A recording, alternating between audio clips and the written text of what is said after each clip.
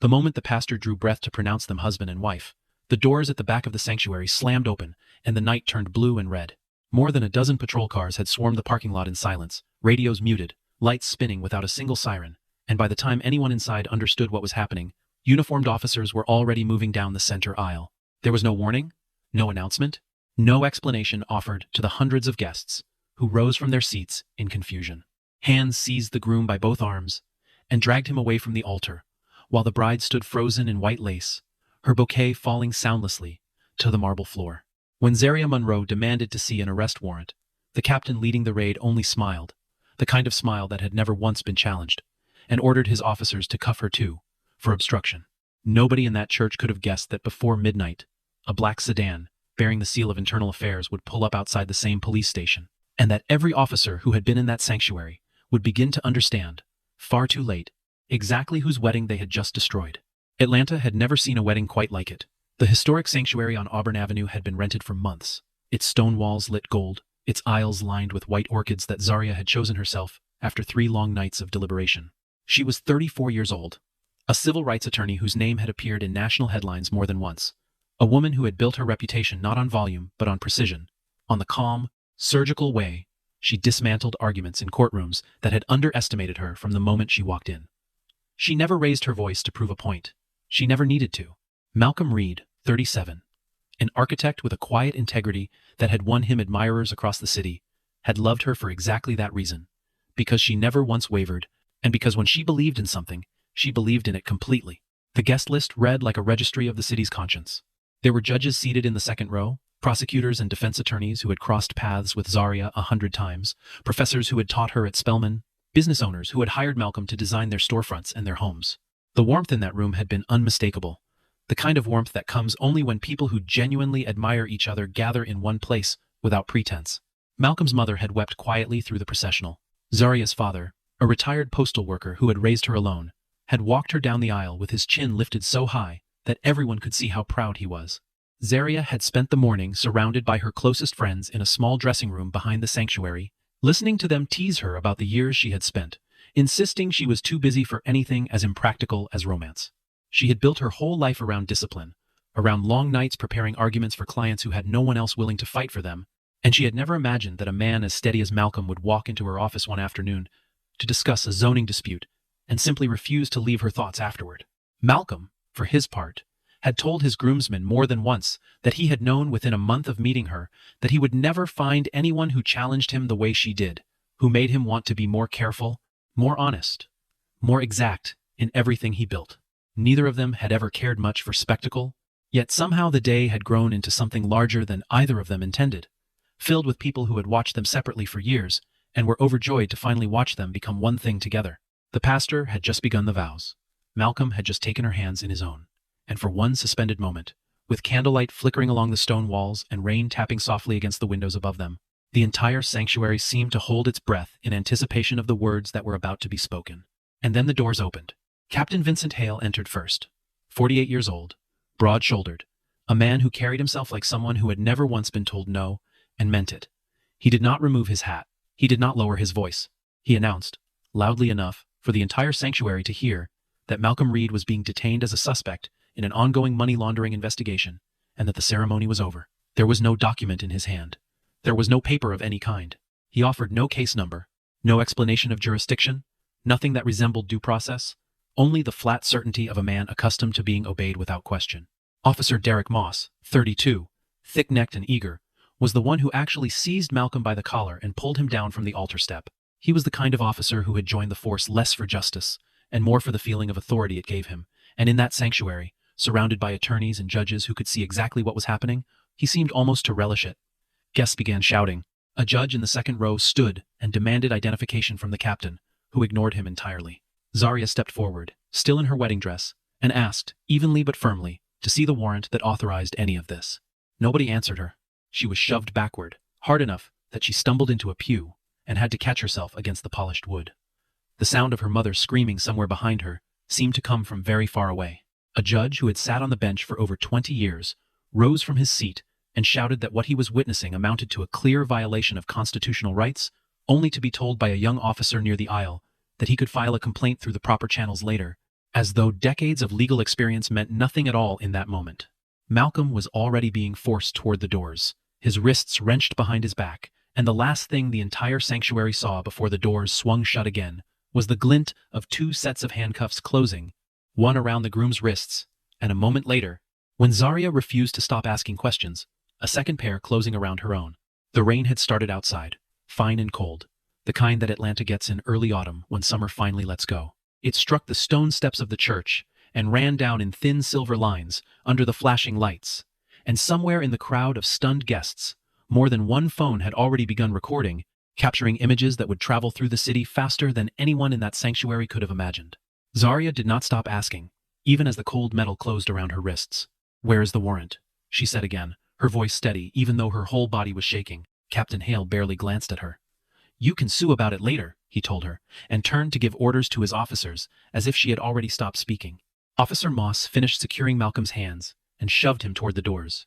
A woman near the front, an attorney Zarya, had worked alongside for years, stepped into the aisle and demanded that the officers identify themselves by badge number, insisting that what was happening violated basic procedure. She was told to sit down or be arrested herself. Several guests had their phones raised, capturing every second, and an officer near the back began moving through the pews, ordering people to lower their devices, though by then it was already too late. The recordings existed, scattered across dozens of pockets and purses, impossible to recall. The sanctuary had become chaos. Chairs overturned, a flower arrangement toppled from its stand, and scattered white petals across the aisle, where Zarya had walked only minutes before in the happiest moment of her life. The pastor, a soft-spoken man in his 60s who had officiated weddings in that church for 3 decades, stepped forward and told the captain plainly that what he was doing had no legal standing, that a house of worship mid-ceremony was no place for an unannounced raid without paperwork of any kind. Captain Hale did not answer him either. He simply turned and walked back down the aisle, already finished with the conversation before it had begun, as though the presence of a room full of witnesses meant nothing at all. Malcolm was walked out through the rain in his wedding suit, his jacket soaked through within seconds, his hands cuffed behind him, past a driveway of black and white patrol cars that had turned the parking lot into something resembling a crime scene rather than the site of a celebration. He was placed in the back of a cruiser, without a word of explanation, without anyone reading him his rights, without a single officer telling him what, precisely, he was being charged with. The door shut. The car pulled away. Behind him, through the rear window fogging with his own breath, he could see the church doors still open, guests spilling out into the rain, and somewhere among them, Zarya, being led toward a separate vehicle, still in her wedding gown, her hands bound in front of her. By the time they reached the precinct, the wedding had effectively ceased to exist. What had been, an hour earlier, the most carefully planned day of 2 people's lives, had become a scene of confusion and disbelief that would be picked apart by lawyers, journalists, and strangers for weeks afterward. Inside the station, nothing about the process resembled procedure. Malcolm sat in a holding room for what felt like hours before anyone spoke to him at all. No one read him his rights. No one told him what evidence, if any, connected him to the investigation Captain Hale had announced so confidently in the sanctuary. When he asked to call an attorney, the officer stationed outside the door simply told him to wait. Zarya, held in a separate room, fared no better. She was an attorney herself, and she knew within the first 20 minutes that whatever was happening bore no resemblance to a lawful detention. She asked to see the booking paperwork. There was none. She asked for the case number tied to the alleged money laundering investigation. Nobody could produce one. When she finally managed to speak briefly with a records clerk near a shift change, the clerk searched the system twice and found no trace of an active investigation involving Malcolm Reed at all. Not a case file, not a flagged account, nothing. It was as though the entire premise of the raid had been invented on the spot, assembled only for the appearance of legitimacy long enough to justify dragging a man out of his own wedding. Something else troubled her even more. In another part of the building, away from the holding cells, a phone rang in Captain Hale's office. The caller was a man whose voice Hale answered with unusual deference, a tone reserved for people who could end a career with a single phone call of their own. The instruction was brief, almost bored in its delivery. "Keep him until morning," the voice said, and the line went dead before Hale could respond. The man on the other end of that call was Councilman Grant Holloway, a political figure with deep roots in the city's development contracts and an even deeper interest in making sure a particular investigation into his own business dealings never saw daylight. Zarya did not know yet whose voice had given that order, but she knew, with the certainty of someone who had spent a decade untangling exactly this kind of institutional deceit, that what had happened to her fiancé was not a mistake. It was a decision, Somebody, somewhere, had wanted this wedding stopped, and they had used a badge to do it. By dawn, she had already begun making calls of her own. She reached a colleague first, a fellow attorney who specialized in civil rights litigation and who arrived at the precinct before sunrise, still in pajamas beneath his coat, demanding access to his client. She reached a judge she had once clerked for, a woman known across the county for her impatience with police overreach, who promised to look into the matter personally the moment her office opened. She reached a sympathetic prosecutor who agreed, off the record, that a detention without a warrant, without a documented case file, and without a Miranda warning, was almost certainly unconstitutional on its face. None of them could find a warrant, not one. Meanwhile, outside the precinct walls, the footage from the wedding had already begun circulating through the city, passed from phone to phone, shared in group messages, forwarded by guests who could not process what they had witnessed. A local investigative journalist named Priya Desai caught wind of it by mid-morning and began making calls of her own, first to the police department's public information office, which declined to say anything at all, and then to sources inside the courthouse who confirmed that no judge in the county had signed off on any warrant connected to Malcolm Reed's name. Public opinion split almost immediately, the way it always does when a story arrives without full context. Some people defended the department reflexively, insisting there must have been a reason, that police did not simply storm a wedding without cause. Others, particularly those who had watched the footage in full, saw only a black groom dragged from his own vows and a black bride knocked to the floor of a church for daring to ask a question, and they said so, loudly and without hesitation. Priya Desai worked her sources through the afternoon, calling in favors from clerks and paralegals she had cultivated relationships with, over the course of a decade, covering the courthouse beat. Every answer she received deepened the mystery rather than resolving it. A clerk in the records division confirmed that no judge on the county bench had a signature on file connected to Malcolm Reed's name that week, nor the week before. A retired detective, speaking only on condition that his name never appear in print, told her plainly that in his 30 years on the force, he had never once seen an operation of that scale carried out without paperwork trailing behind it somewhere, and that its absence troubled him more than anything else about the story. Priya began drafting her first article that evening, careful and measured, laying out only what she could confirm, aware that the truth, once it fully surfaced, would likely be far worse than anything she could speculate about in print. Zaria, meanwhile, had not slept. She sat in the office of her colleague, still dressed in borrowed clothes because her wedding gown had been taken into evidence as part of the obstruction charge that had already begun quietly falling apart under scrutiny, and she worked the phones with the same relentless focus she brought to every case that mattered to her. She contacted the State Bar Association to inquire about emergency measures against unlawful detention. She reached out to a retired judge who had once mentored her, a woman who agreed to review whatever documentation eventually surfaced and to speak publicly if the situation demanded it.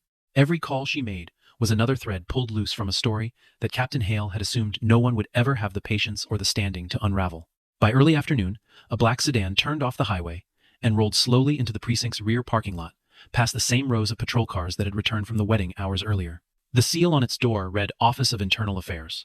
Avery Sloane stepped out into the gray afternoon light. 45 years old, unhurried, dressed in a plain charcoal suit that gave away nothing about rank or intention, Avery had built a career on saying very little and noticing everything. Investigators who had crossed paths with Sloane before knew one thing above all else. When that office got involved, it was already too late for anyone to talk their way out of it. The first thing Sloane asked for, upon reviewing the overnight incident report, was the warrant. No one in the building could produce it. Sloane asked again, this time in writing, requesting it be filed within the hour.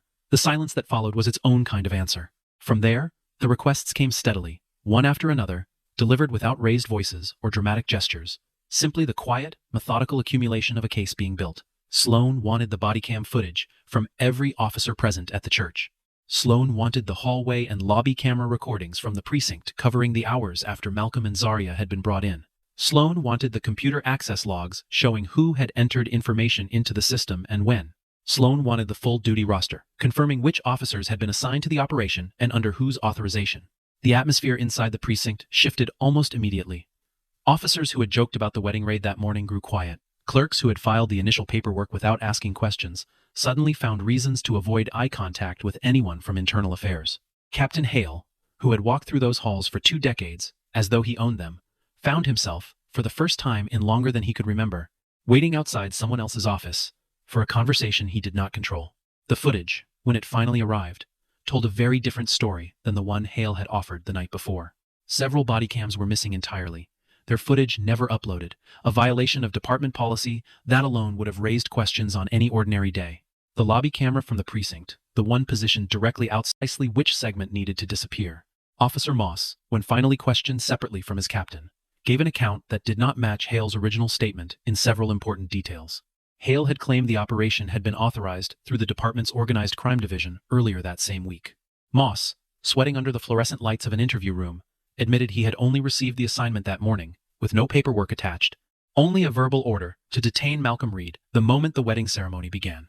The written incident report, when Sloan compared its timestamps against the surviving camera footage, revealed something even more damning. The report claimed the warrant had been issued and filed before the officers left for the church. But a records technician, working quietly alongside Sloan's team, discovered something that made the entire fabricated narrative collapse. Someone had logged into the department's case management system using a supervisor's credentials nearly 2 hours after Malcolm and Zaria had already been placed in holding, and had generated a warrant document retroactively, backdating the file to make it appear as though it had existed all along. The warrant had been created after the arrest, not before it. It was, in every sense that mattered to internal affairs, the single piece of evidence that turned an ugly but potentially defensible mistake into something far darker. A deliberate, coordinated act of misconduct, dressed up after the fact to look lawful. Sloan spent the better part of a night, sitting alone with that discovery, cross-referencing every timestamp against the department's own internal clock system to eliminate the possibility of a technical error before bringing the finding forward. There was no error. The metadata was consistent across 3 separate systems, each one confirming the same impossible sequence: an arrest first, then a case file invented to justify it hours later. Sloan had built a career on patience, on refusing to draw conclusions until the evidence left no other honest interpretation available, and by the time morning came, there was no honest interpretation left standing, except the one that pointed directly at Captain Hale's own office. A second discovery followed close behind the first. The department's dispatch logs showed that the operation targeting the church had been assembled with unusual speed. More than a dozen units pulled from their regular patrol assignments within the span of a single afternoon, an allocation of resources that would ordinarily require approval from several layers above a captain's desk. Yet no such approval existed anywhere in the chain. Someone with enough influence to move that many officers without triggering the usual paperwork had clearly wanted the operation to happen quietly and quickly, before anyone with the authority to stop it even knew it was underway. Sloan sat with that discovery for a long moment before moving forward, because a falsified warrant was not simply a procedural failure. It was the kind of evidence that ended careers, that triggered criminal referrals, that turned an internal review into something prosecutors would eventually want for themselves. But Sloan wanted to understand why. A captain with 2 decades of clean service did not suddenly fabricate a case against a respected architect on his own wedding day without a reason. And reasons, in Sloan's long experience, almost always traced back to money or fear. It took less than a day to find the connection. 6 months earlier, Malcolm's architecture firm had been approached to design a major redevelopment project downtown, a project championed publicly by Councilman Grant Holloway as a revitalization initiative that would bring jobs and housing to a neglected stretch of the city. Malcolm had reviewed the plans carefully, as he reviewed everything, and had refused to sign off on them.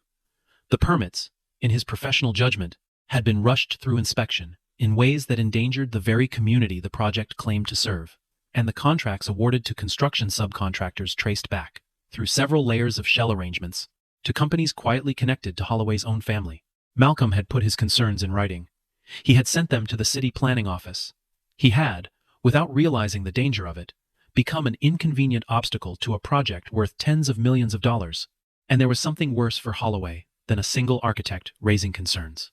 Zaria Monroe, his soon-to-be wife, was exactly the kind of attorney who built entire careers around cases like this one: corruption, fraud, the quiet machinery of power, protecting itself at the expense of ordinary people. If the two of them married and combined their resources, their expertise, their determination, the councilman understood precisely what kind of investigation might follow. One with a civil rights attorney's tenacity behind it and an architect's technical expertise to prove exactly how the corners had been cut. Stopping the wedding, Sloan came to understand, had never truly been about an arrest at all. It had been about disruption, about humiliation, about sending a message loud enough to frighten 2 people away from ever pursuing the truth. Captain Hale, whose brother-in-law happened to sit on a zoning board that answered directly to Holloway's office, had been the willing instrument. Whether he had acted out of loyalty, ambition, or simple fear of losing whatever quiet favors kept his own career comfortable, Sloan intended to find out. The deeper Sloan dug, the clearer the outline of the scheme became. Holloway had spent years cultivating relationships across the department, small favors extended here and there, expedited permits for officers building homes, quiet introductions to contractors offering discounted work, the kind of ordinary corruption that rarely announces itself as corruption at all until someone finally traces every thread back to its source. Hale had been one of the earliest beneficiaries, and by the time Malcolm's objections threatened to expose the redevelopment project publicly, the captain had already accumulated more debts of loyalty than he could easily walk away from. When the call came, asking him to disrupt the wedding, it had not felt to him like an outrageous request. It had felt, Sloane suspected, like simply one more favor in a long line of favors, the kind he had grown accustomed to granting, without asking too many questions about where the instructions originated or what they were truly meant to accomplish. Within 2 days, Internal Affairs summoned the entire unit that had participated in the wedding raid to a single conference room at headquarters, the kind of room usually reserved for departmental reviews rather than confrontations. Avery Sloane stood at the front, a laptop connected to a projector, and began walking through the footage, minute by minute, timestamp by timestamp, laying each piece of evidence against the official incident report until the contradictions became impossible to ignore. Captain Hale's story changed twice within the first 20 minutes, each version contradicting details from the one before it. He claimed at first that the warrant had simply been misfiled by a clerk. When Sloane produced the login record, showing the document had been generated under his own supervisor credentials nearly 2 hours after the arrest, Hale insisted someone else must have used his terminal. When the access log showed that same terminal had been active in his own office, with security footage placing him at his desk during the exact window in question, Hale stopped answering questions altogether and asked, for the first time, whether he needed a lawyer present. Officer Moss, seated at the far end of the table, had grown visibly paler with each new revelation. When Sloane turned the questioning toward him directly, asking simply why he had followed an order with no paperwork attached, Moss finally admitted what everyone in the room had already suspected. He said he had been told the arrest was authorized from above, that Hale had assured him the warrant was already in the system, and that, as a patrol officer, he had trusted his captain's word, rather than demanding to see the document himself. It was not, Sloane noted quietly, an excuse that would protect him from consequences, but it was at least the truth, and it was more than Hale had offered. Other officers in the room, men and women who had spent the raid simply following instructions without questioning the chain of command above them, began offering their own fragments of the night as the meeting stretched on. One described how Hale had seemed unusually tense before they left for the church, checking his phone repeatedly in the minutes before the operation began. Another recalled overhearing part of a hushed conversation in the parking lot, Hale insisting to someone on the other end of the line that everything would be handled quietly, that no one would even think to question it until it was already finished. Piece by piece, the picture Sloane had already assembled, through documents and timestamps, gained a human voice, confirmed now by the very people who had carried out the operation, without ever fully understanding why. By the time the meeting concluded, word had already reached Councilman Holloway's office that Internal Affairs was actively investigating the connection between his development project and the arrest. Holloway, through his attorneys, issued a brief statement claiming he had no knowledge of any police action related to Malcolm Reed and no involvement whatsoever in the department's operational decisions. It was the kind of statement crafted to sound reasonable to anyone who had not yet seen the phone records Sloane's team had already subpoenaed, records that showed a call, placed from Holloway's private line to Captain Hale's cell phone at 9:40 in the evening, roughly 20 minutes after the raid on the church had begun. Sloane did not wait for Holloway to finish distancing himself. Standing at the front of the conference room, with every officer from that night present and the full weight of the evidence laid bare across the projector screen, Sloane gave the order that ended Captain Vincent Hale's career on the spot, directing 2 officers from the room to place him under arrest for evidence, tampering, falsification of official documents, and unlawful detention. Hale did not resist. He sat very still, the same stillness Sloane had seen before in other officers who had finally understood there was no version of events left to argue. Malcolm Reed was released within hours, every charge against him, dismissed the moment the falsified warrant came to light. The department issued a formal statement acknowledging that no legitimate investigation had ever connected him to any crime, and that the entire operation had been conducted without lawful authorization. It was a quiet, careful, heavily lawyered statement, the kind designed to limit liability rather than express genuine remorse. But for Malcolm, standing outside the precinct in the same suit he had worn to his own wedding, still faintly stained by rain, the words mattered less than the simple fact of walking out through those doors as a free man. Zaria was waiting for him on the sidewalk, no longer in handcuffs, still wrapped in the borrowed coat a court officer had given her the night before. Neither of them spoke for a long moment. There was no need for words yet, not with everything that had happened, still settling over both of them, the disbelief, the exhaustion, the strange relief of simply being allowed to stand beside one another again without anyone stepping between them. Malcolm reached for her hand the same way he had reached for it at the altar, and this time no one pulled them apart. The city, however, was no longer willing to let the matter end quietly. The footage from the wedding, combined with the news of Captain Hale's arrest, spread through Atlanta with a speed that surprised even Priya Desai, who had been covering the story from its earliest hours. Community meetings filled churches within days. City council chambers overflowed with residents demanding accountability, not only for what had happened to Malcolm and Zaria, but for a pattern that many in the room said they recognized far too well from their own encounters with the department. And once the story had opened, a woman well into her 60s came forward describing a similarly baseless search of her home years earlier, ordered, she now believed, by someone connected to a dispute over a small business she owned, near one of Holloway's other projects. Officers had gone through her belongings for hours, she said, overturning furniture and emptying drawers, and had left without ever charging her with anything or explaining what they had been searching for in the first place. She had spent months afterward too afraid to complain, certain that no one would believe a retired schoolteacher over a captain with 2 decades on the force. A young man described a fabricated resisting arrest charge that had cost him his job after Hale's unit had detained him without cause outside a construction site the councilman controlled. He had lost his position at a warehouse within days of the charge, appearing on a background check, unable to explain to his employer that the arrest itself had been baseless, that the charges had quietly been dropped weeks later, without any public correction to the record that had already ruined his employment prospects. A husband and wife, who owned a small restaurant near the same development site, described repeated citations for violations that inspectors from outside departments later confirmed had never actually existed, fines that had nearly forced them to close their doors during a difficult stretch when every customer mattered. Case after case surfaced, each one following the same quiet pattern of intimidation dressed up as law enforcement, each one previously dismissed or ignored by a system that had rarely, until now, been forced to look closely at itself. Sloane's office found itself buried under an unprecedented volume of complaints within weeks. Complaints that stretched back years, some of them long since given up as unwinnable, by people who had simply learned to expect nothing from the institutions meant to protect them. For many of those residents, the wedding footage had become something larger than a single injustice caught on camera. It had become proof, finally, undeniable and public, that what they had experienced alone in silence had actually happened, and that someone with enough standing to be believed was now willing to say so out loud.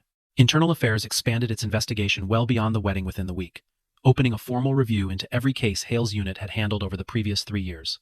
Prosecutors, working alongside Sloane's team, began building a broader case against Councilman Holloway himself, examining years of contracts, permits, and quietly directed police actions that had protected his business interests, at the expense of anyone who dared to question them. Holloway was indicted within the month on charges of bribery, obstruction of justice, and conspiracy. Charges that stripped away, piece by piece, the careful reputation he had spent years constructing. The press conference announcing the indictment drew a crowd that stretched well beyond the steps of the courthouse, spilling out into the surrounding streets where residents who had never met Malcolm or Zaria personally stood holding handwritten signs demanding accountability from a system many of them had long since stopped trusting. Reporters from beyond the city arrived as the story grew, drawn by the strange, almost cinematic collision of a wedding, a falsified warrant, and a councilman's fall from grace. Zaria declined most interview requests, choosing instead to release a single written statement, thanking the investigators who had taken her seriously from the very first hour, and reminding anyone reading that what had happened to her and Malcolm was not an isolated failure, but a pattern that countless families, without her resources, had endured quietly for years, unable to fight back the way she had been able to. Malcolm, for his part, returned briefly to his firm to finish the very redevelopment review that had started the entire ordeal, submitting a formal report that detailed every corner cut, every inspection rushed, every safety concern that had been buried beneath political pressure. The report became a central piece of evidence in the case against Holloway, cited extensively by prosecutors who credited Malcolm's professional integrity with exposing a scheme that might otherwise have gone unnoticed for years, quietly funneling public money into private pockets, while residents lived in buildings that had never truly been safe. Officer Moss, facing the possibility of criminal charges of his own, chose to cooperate fully with investigators, offering detailed testimony about the chain of command that had led him to cuff a groom at the altar without ever seeing a warrant. His cooperation would not erase what he had done that night, but it gave prosecutors the corroboration they needed to close the remaining gaps in the case against Hale and Holloway both. Captain Vincent Hale, the man who had walked into a sanctuary certain that no one would ever question him, was led out of the very precinct he had commanded for years in handcuffs, past officers who had once answered to him without hesitation, past the same lobby, where the missing 17 minutes of footage had once erased the truth.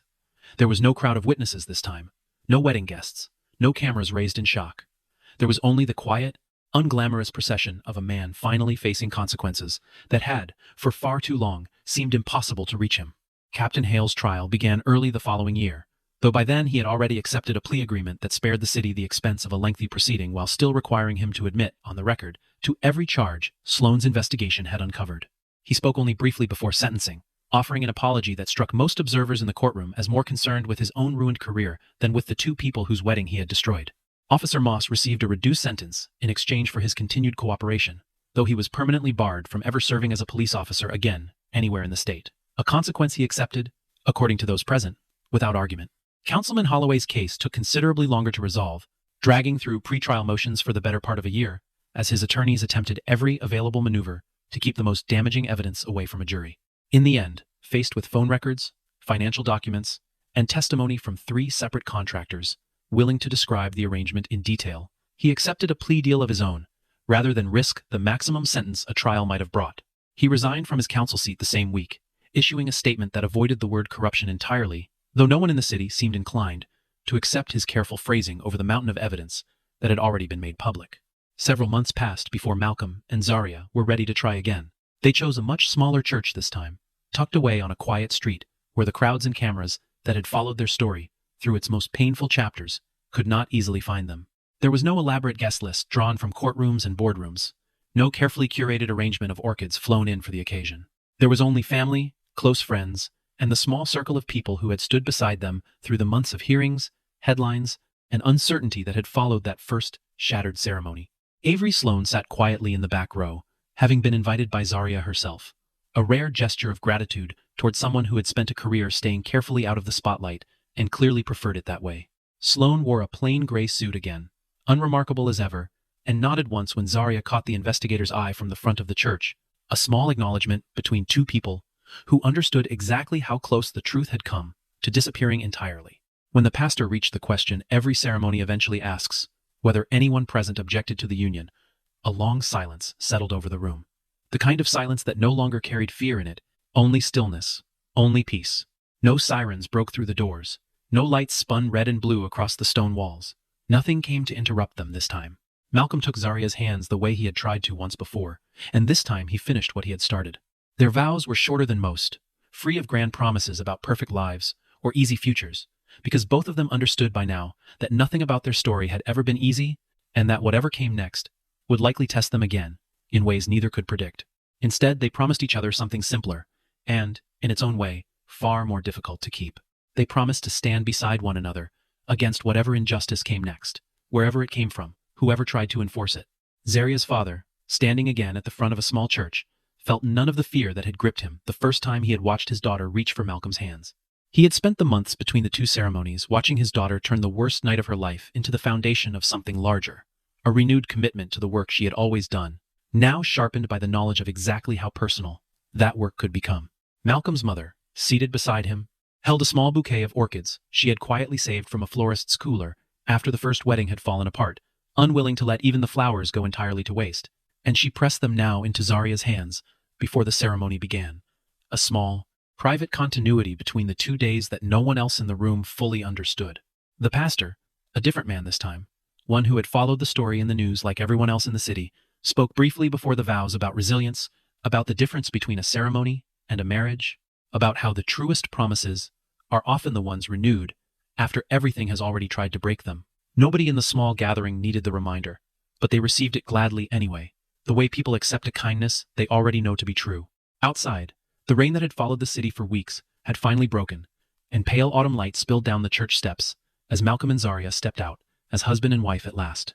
Somewhere behind them, faintly, a bell began to ring, carrying out over rooftops still damp from the storm, over a city that had spent months watching one family's private tragedy unravel into a public reckoning it could no longer ignore.